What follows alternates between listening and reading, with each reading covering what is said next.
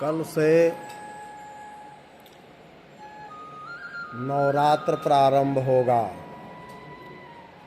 विक्रमी संवत 2082, शक संवत 1947 और ईसाई संवत यानी सन 2025 का चैत मास शुक्ल पक्ष की प्रतिपदा तिथि 30 मार्च 2025 दिन रविवार को भारतीय सनातन नववर्ष का श्री गणेश यानी शुभारंभ सूर्योदय उपरांत हो जाएगा और मुख्य रूप से नवरात्र में शक्ति यानी देवी के उपासना का विशेष महत्व बताया गया है। एक पक्ष में केवल चैतन्य ही मायाद के शब्दों से उपास्य कहा गया है। यह एक पक्ष का विचार है और दूसरे पक्ष में माया विशिष्ट ब्रह्म मायाद शब्दों से कहा गया है। साकार देवता विग्रह सर्वत्र ही शक्ति विशिष्ट ब्रह्म रूप में ही उपास्य होता है। भगवती विग्रह में भी भाषण दर्शन अनुकंपा आदि व्यवहार देखा जाता है।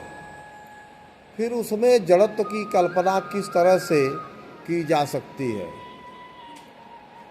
दुर्गा सप्तशती में दुर्गा और शक्ति का विस्तृत वर्णन है और विलोम दुर्गा सप्तशती महाचंडी के ग्रंथ में हमें शक्ति यानी दुर्गा के उपासना का विशेष महत्व समझाया गया है। विराट हिरण्यगर्भ अव्याकृत ब्रह्मा विष्णु और रुद्राक्षों के स्वरूप में एक एक गुण की प्रधानता है, जबकि माया गुणत्रय का साम्यक स्वरूप है। यह केवल शुद्ध ब्रह्म के आश्रित है। माया विशिष्ट तुरीय ब्रह्म ही भगवती की उपासना में ग्राह्य है। यह दिखलाने के लिए कहीं कहीं भगवती को माया प्रकृति आदि शब्दों से संबोधित किया गया है। मैत्रायणी श्रुति में स्पष्ट कहा गया है कि तीनों गुणों की साम्य स्वरूपा या साम्य अवस्था प्रकृति परम ब्रह्म में रहती है एवं मूल प्रकृति उपलब्धि ब्रह्म शुद्ध तुरीय स्वरूप ही है। अतएव तोम वैष्णवी शक्ति इत्यादि साधनों में तुरीय ब्रह्म स्वरूपिणी भगवती का ही शक्ति रूप में वर्णन समझना चाहिए। हे भक्तजनों, इस प्रकार माया पर मुक्ति से अन्वयी होने का अश्रद्धेय होने का दोष कदापि नहीं लागू होगा। तंत्र विद्या में शक्ति का बहुत ही कठिन आराधना का उल्लेख मिलता है। इस प्रकार स्पष्ट है कि एक एक गुण की अपेक्षा गुणत्रय की साम्यावस्था उत्कृष्ट है और तदरूपा माया या प्रकृति ही जिसका स्वरूप है उस भगवती का उपासना करनी चाहिए और वही उपासना ही परमोत्कृष्ट है।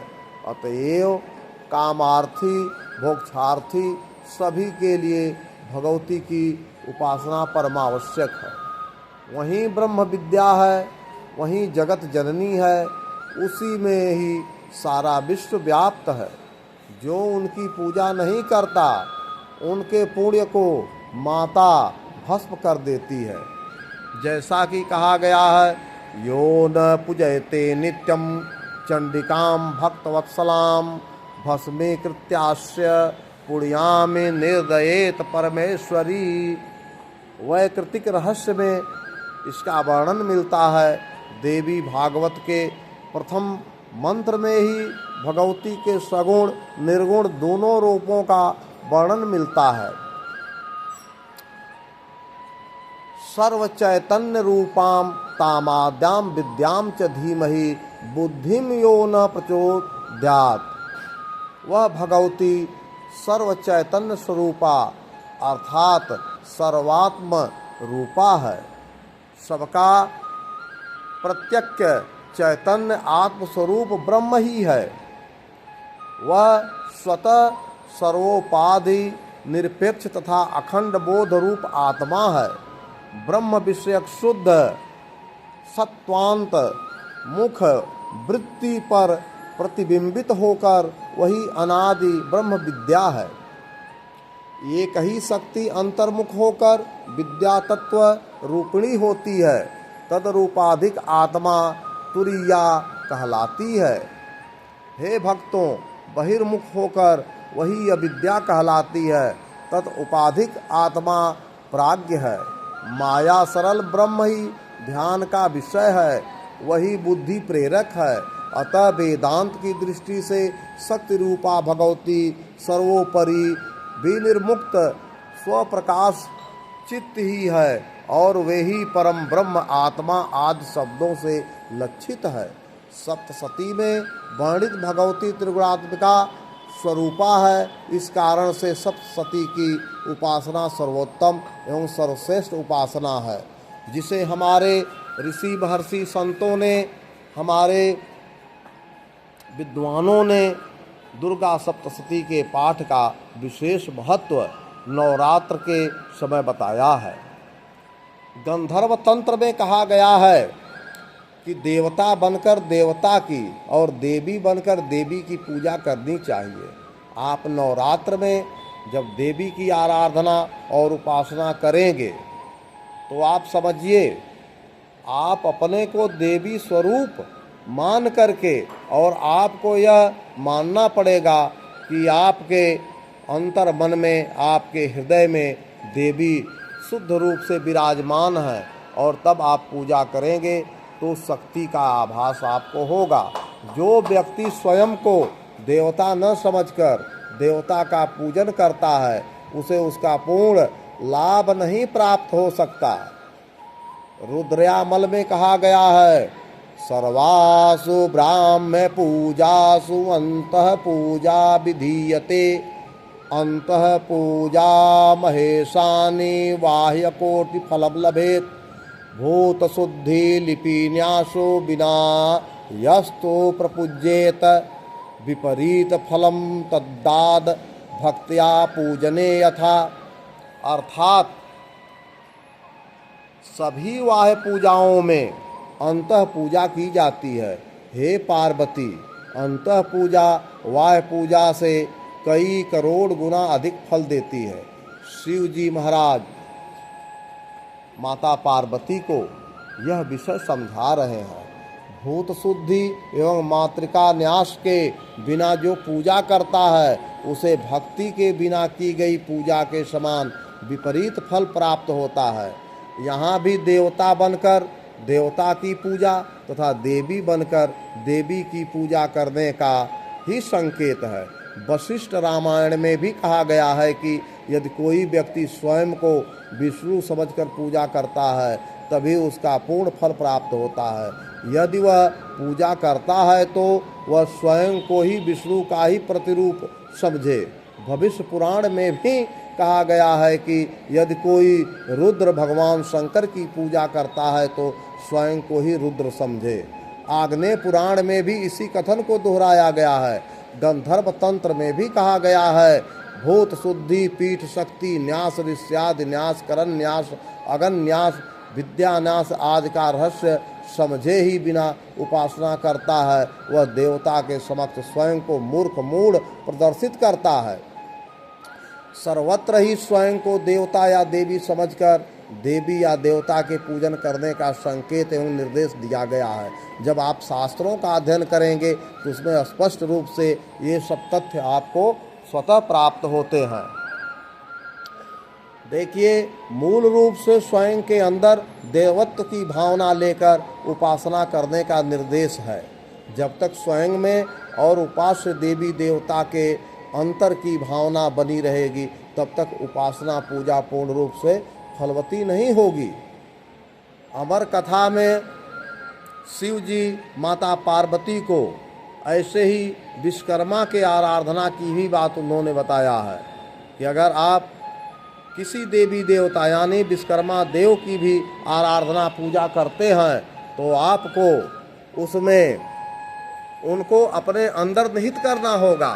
जिस देवी देवता को आप आराधना उपासना में जोड़ते हैं उनको अपने अंतर मन में बसाना पड़ेगा, स्वयं में उनकी उपस्थिति माननी पड़ती है, तभी जा कर के आपके समस्त फल की प्राप्ति होती है और वह उपासना आपकी सिद्धिमय होती है। इस साम्य भाव में खड़े हुए बिना उपासना की रसानुभूति पूर्ण नहीं हो सकती। साम्य रूप से खड़े होने पर ही सभी कुछ सुंदर दिखाई देने लगता है, सभी के प्रति प्रेम की अभिव्यक्ति होती है, क्योंकि सब कुछ हमारा ही रूप है। उस रूप में मैं कहूँ या तुम कहो उससे कोई क्षति नहीं होती। उस अवस्था में मैं या तुम एक ही अवस्था के वाचक हैं। औपनिषदगण उसको आत्माराम अवस्था कहते हैं, तो भक्तगण उसे पराशक्ति के रूप में संबोधित करते हैं। प्रहलाद ने कहा है नमस्तुभ्यम नमोम्यहम तुभ्यम, पराशक्ति के रूप में आगे कहे हैं महाम नमो नमः। पहले प्रहलाद ने त्वम कहकर नमस्कार किया, फिर प्रत्यागात्म भाव से स्फुरण की ओर लक्ष्य कर अहम शब्द का संबोधन कर नमस्कार किया। उसके बाद जब उन्होंने देखा तो त्वम है वही अहम है, इसलिए त्वम और अहम एकत्र होकर यानी जुटा कर कहें, जहाँ पर त्वम और हम का साम्य भाव उपलब्ध हुआ है वहाँ त्वम कहने से अहम की प्रतीत होती है और अहम कहने पर त्वम की प्रतीति होती है। एक ही पदार्थ के दो पर्यायवाची हैं, अहम और त्वम। इस प्रकार आप शक्ति स्वरूपा को प्राप्त करने के लिए इस नवरात्र में बताए गए शास्त्रों के अनुसार विदित विधानों का पालन अनुपालन करेंगे तो आपको 100% फल की प्राप्ति होगी और आपकी समस्त मनोकामनाएं पूर्ण हो जाएंगी। जैसा कि हमारे मार्कंडेय जी महाराज ने मार्कंडेय महापुराण में भी देवी की स्तुति उन्होंने किया है और वेदों में ऋग्वेद में भी वेद में देवी सूक्त का भी उल्लेख मिलता है। तो आप इस नवरात्र में शक्ति स्वरूपा देवी का उपासना करें और उसका पूर्ण फल प्राप्त करें, यही हमारी सबके लिए कामना है, सबको आशीर्वाद है। और सब लोग इस शक्ति स्वरूपा को, क्योंकि माता बहुत जल्दी प्रसन्न हो जाती है, खुश हो जाती है, इसलिए शक्ति स्वरूपा माता की उपासना करना बहुत आसान है और माता अविलंब कम समय में प्रसन्न होकर के मनोवांछित फल देती है।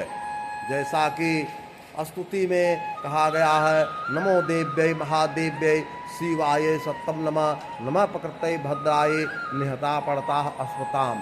ओम जयंती मंगला काली भद्रकाली कपालिनी दुर्गा क्षमा शिवा धात्री स्वाहा स्वधा नमस्ते।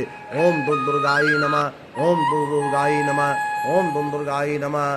बोलिए अंबिका माता की जय, आदि शक्ति स्वरूपा माता की जय, विंध्यवासिनी माता की जय, शीतला माता की जय, समस्त 9 देवियों की जय। माता को प्रणाम, माता को सदा सदा प्रणाम। माता हृदय में वास करें, सबको सद्बुद्धि प्रदान करें, सबको आगे बढ़ाएं, सबको बुद्धि प्रदान करें, सबको बल प्रदान करें, सबको सुख प्रदान करें। इसी कामना के साथ ओम दुर्गाई नमः।